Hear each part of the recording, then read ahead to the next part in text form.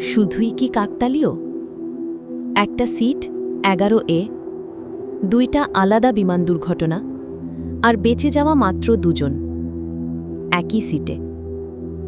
1998 সালে থাই গায়ক রুয়াংশাক লয়চুসুক থাই এয়ারবেজের একটি দুর্ঘটনায় অলৌকিকভাবে বেঁচে যান। তিনি বসেছিলেন 11A সিটে। সেই বিমানে প্রায় শতাধিক মানুষ প্রাণ হারান।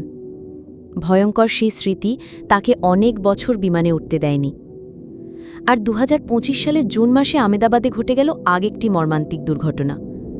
এয়ার ইন্ডিয়ার একটি ফ্লাইট বিধ্বস্ত হল, মৃত 240-এর বেশি, কিন্তু অলৌকিকভাবে বেঁচে গেলেন একমাত্র যাত্রী বিশ্বাস কুমার রমেশ।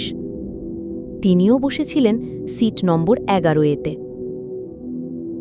রুয়াংশাক যখন এই খবরটি শুনলেন, তিনি শিউরে উঠেছিলেন। ফেসবুকে লিখলেন, তিনি আমার মতোই একই সিটে বসেছিলেন, 11A। যারা প্রাণ হারিয়েছেন তাদের সকলের জন্য আমার সমবেদনা। একই সিটে বসে দুজন মানুষের বেঁচে যাওয়া, কি এটাকে আমরা কাকতালীয় বলবো, নাকি এর পেছনে আছে কোনো অদৃশ্য শক্তির ইঙ্গিত? বিশ্বাস, বিজ্ঞান, নাকি মহাবিশ্বের কোনো অজানা সূত্র?